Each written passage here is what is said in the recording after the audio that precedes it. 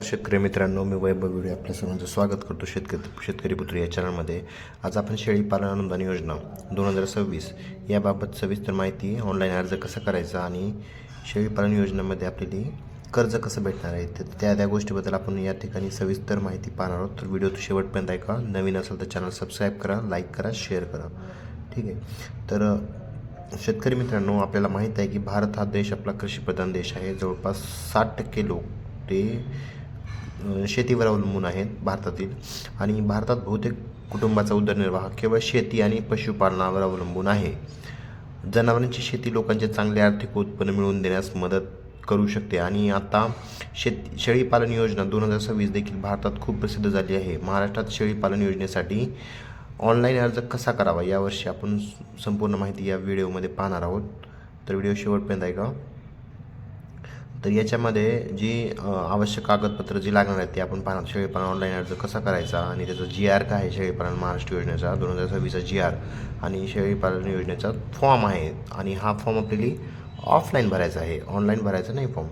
तर याच्यामध्ये तुम्ही पाहू शकता आता महाराष्ट्र शेळी पालन करण्यासाठी हवामान अतिशय अनुकूल आहे. पात्रता असलेल्या शेतकऱ्यांना अनुदान देण्यासाठी महाराष्ट्र राज्य नॅशनल बँकेचे कृषी व ग्रामीण विकास संस्था देखील सहकार्य करीत आहेत. लोकांना शेळी पालन करण्यास प्रवृत्त करणे हे शेळी पालन अनुदान योजना 2026चे मुख्य उद्दिष्ट आहे.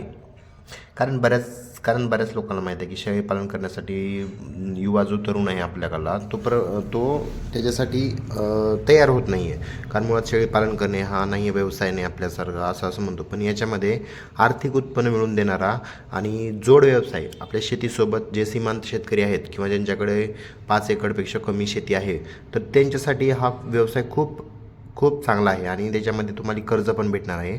तर या गोष्टी आपण थोडं पाहणार आहोत. ठीक आहे. पूरक व्यवसाय हा खूप चांगला व्यवसाय, आर्थिक व्यवसाय.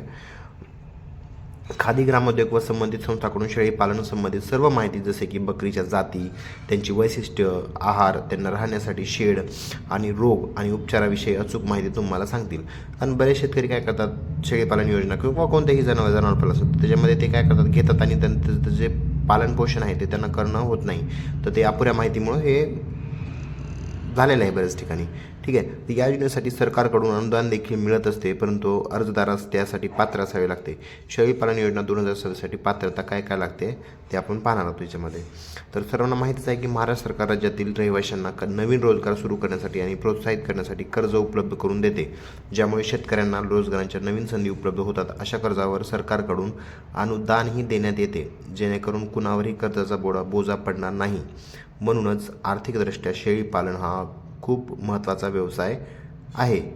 राज्यातील शेतकऱ्यांना शेळी पालन बिझनेस सुरू करण्यासाठी प्रोत्साहित करणे हे मुख्य उद्दिष्ट आहे या योजनेचे, ज्यामुळे छोट्या आणि सीमांत शेतकऱ्यांना खूप आर्थिक मदत भेटणार आहे. तर आता याच्यासाठी पात्रता काय आहे, शेळी पालन योजना 2026 साठी पात्रता निकष काय आहेत ते आपण 1 बाय 1 पाहू.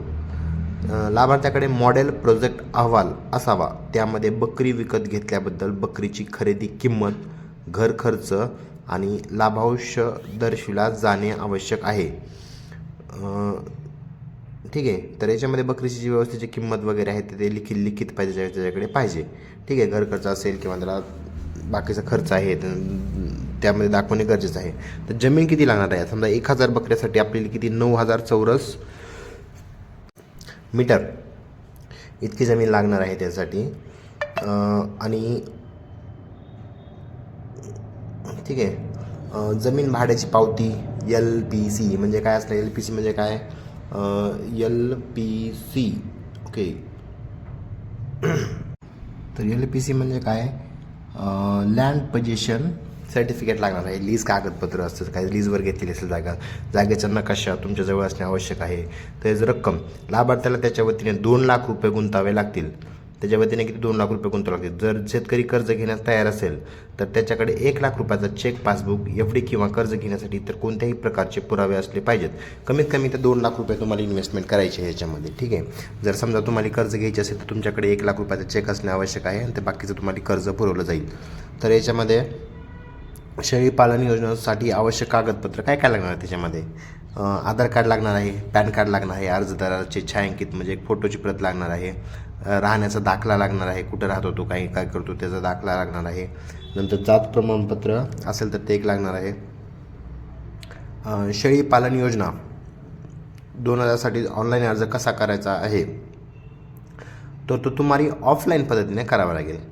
कारण महाराष्ट्र सरकारकडून अद्यापसुद्धा बकरी पालन योजना 2016-26साठी ऑनलाईन अर्ज प्रणाली चालू करण्यात आली नाही.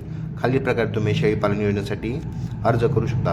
आता याच्यामध्ये तुम्हाला काय करायचं आहे बघा, आपले सरकार पोर्टलवर जायचं आहे. तुम्हाला महाराष्ट्र सरकारच्या आपले सरकार पोर्टलवर जायचं आहे आणि तिथून सर्व माहिती तुम्हाला भेटेल. तर तुम्ही तुमच्या ग्रामपंचायत किंवा जर समजा तुम्ही ऑनलाईन जर तिथं जर अर्ज वगैरे घेऊ शकत नसाल तर तुम्ही तुमच्या ग्रामपंचायतीसुद्धा संपर्क करू शकता. शेळी पालन 2026साठी PDF फॉर्म एक भेटतो, तो तुम्हाला ग्रामपंचायत किंवा बँकेतसुद्धा मिळेल. जिथं बँकेचं तुम्हाला लोन वगैरे काढायचं आहे, कर्ज वगैरे घ्यायचं आहे, तर तिथंसुद्धा तुम्हाला शेळी पालन योजनेचा फॉर्म द्या म्हणतात, ते सुद्धा तुम्हाला भेटून जाईल फॉर्म.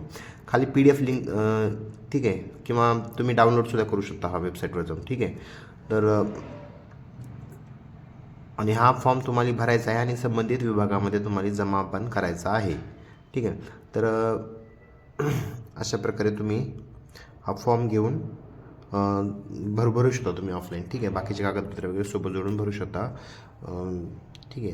व्हिडिओ आवडल्यास व्हिडिओ शेअर करा, लाईक करा, कमेंट करा. धन्यवाद.